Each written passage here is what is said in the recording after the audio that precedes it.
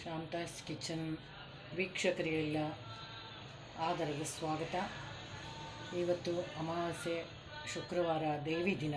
ಈ ದೇವಿ ದಿನದಂದು ದೇವಿಗೆ ಅತಿ ಪ್ರಿಯವಾದ ಗುಡಾನ್ನ ಅಥವಾ ಬೆಲ್ಲದನ್ನವನ್ನು ಮಾಡಿ ದೇವರಿಗೆ ಒಂದು ನೈವೇದ್ಯ ಇಡುವಂತಹ ಸಂಪ್ರದಾಯ.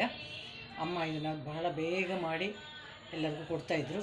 ಅದನ್ನು ಮಾಡಿ ನಿಮಗೆ ತೋರಿಸುವಂಥ ಒಂದು ಪ್ರಯತ್ನ ನಾನು ಮಾಡ್ತಾಯಿದ್ದೀನಿ. ಅದಕ್ಕೆ ನಾನು ತೊಗೊಂಡಿರೋ ಸಾಮಾನು ಅಂದರೆ ಒಂದು ಬೌಲ್ ಅಕ್ಕಿ, ಸೋನಾ ಮಸೂರಿ ಅಕ್ಕಿ ತೊಗೊಂಡಿದ್ದೀನಿ. ಆಮೇಲೆ ಒಂದು ಸ್ವಲ್ಪ ಕೊಬ್ಬರಿ ಅಥವಾ ಹಸಿ ತೆಂಗಿನಕಾಯಿ, ಆಮೇಲೆ ಗೋಡಂಬಿ ಮತ್ತು ದ್ರಾಕ್ಷಿ, ಒಂದು ಟೇಬಲ್ ಸ್ಪೂನು ಗೋಡಂಬಿ ಹಾಗೂ ಒಂದು ಟೇಬಲ್ ಸ್ಪೂನು ದ್ರಾಕ್ಷಿಯನ್ನು ತೊಗೊಂಡಿದ್ದೀನಿ. ಉತ್ತಮವಾದಂತಹ ಒಂದು ಕ್ವಾಲಿಟಿ ಇರುವಂತಹ ಬಿಗ್ ಬಾಸ್ಕೆಟಿಂದ ನಾನು ಯಾವಾಗಲೂ ತರಿಸೋದು.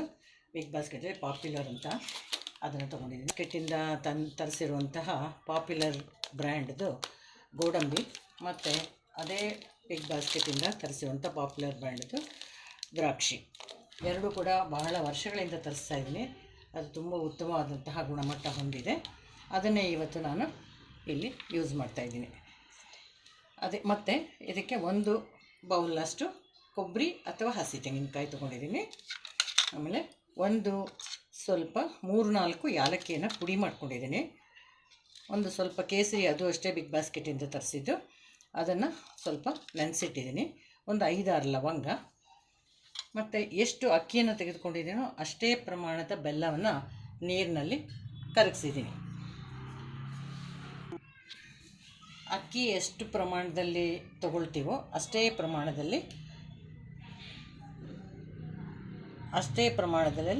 ಒಂದು 2.5-3 ಬೌಲ್ ನೀರು ಹಾಕ್ಕೋಬೇಕು ಅನ್ನ ಮಾಡ್ಕೊಳ್ಳೋಕ್ಕೆ. ಇದನ್ನು ಚೆನ್ನಾಗಿ 3-4 ಸತಿ ತೊಳೆದು ನಂತರ ಅದನ್ನು ಅನ್ನ ಮಾಡ್ಕೊಂಡಿದ್ದೀನಿ.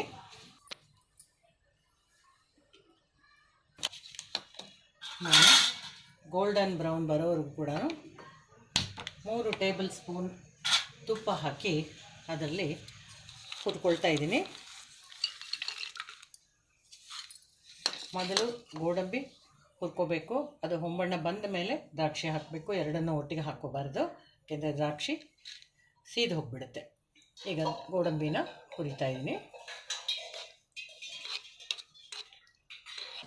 ಇದಕ್ಕೆ ನಾನು ದ್ರಾಕ್ಷಿನ ಹಾಕ್ಕೊಳ್ತಾ ಇದ್ದೀನಿ. ದ್ರಾಕ್ಷಿ 1 ನಿಮಿಷ ಹುರಿದ್ರೆ ಸಾಕು.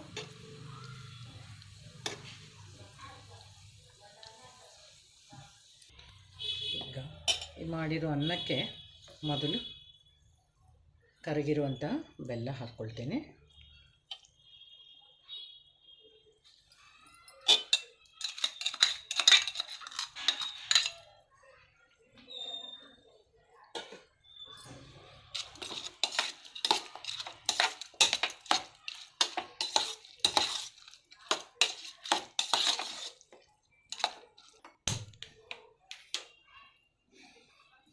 ಈಗ ಬೆಲ್ಲದ ನೀರು ಹಾಕಿದ್ಮೇಲೆ ಇದನ್ನು ಒಂದು ಸ್ವಲ್ಪ ಹೊತ್ತು 1 ಅಥವಾ 2 ನಿಮಿಷಗಳ ಕಾಲ ಒಲೆ ಮೇಲೆ ಇಡಬೇಕು.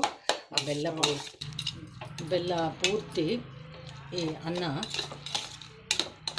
ಎಳ್ಕೊಂಡ್ಮೇಲೆ ಇದಕ್ಕೆ ನಾನು ಹುರಿದಿರುವಂತಹ ದ್ರಾಕ್ಷಿ ಗೋಡಂಬಿ ಹಾಕ್ತಾಯಿದ್ದೀನಿ.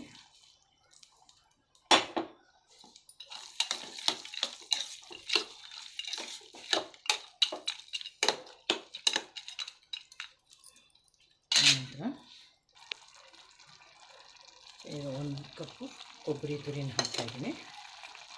ಆಮೇಲೆ ಪುಡಿ ಮಾಡಿದ ಯಾಲಕ್ಕಿ, ಕರಗಿರುವ ಕೇಸರಿ,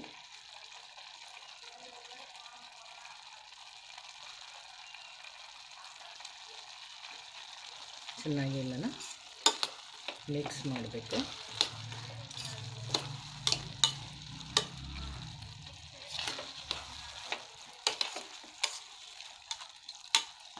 ಈಗ 1 ನಿಮಿಷ ಹೀಗೆ ಒಲೆ ಮೇಲಿಟ್ಟು ಕಂಪ್ಲೀಟ್ ಎಲ್ಲ ಮಿಕ್ಸ್ ಆಗೋ ಥರ ಮಾಡಿ ನಂತರ ಅದನ್ನು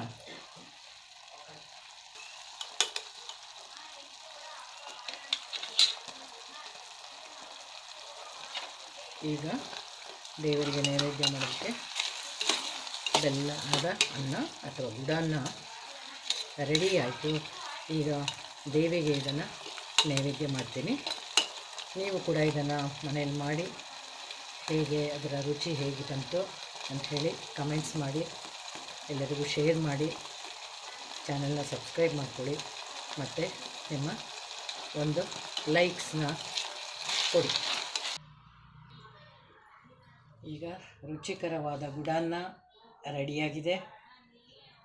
ದೇವಿ ಸಂಪ್ರೀತರಾಗಿ ನಮ್ಮನ್ನೆಲ್ಲ ಆಶೀರ್ವಾದ ಮಾಡಲಿ.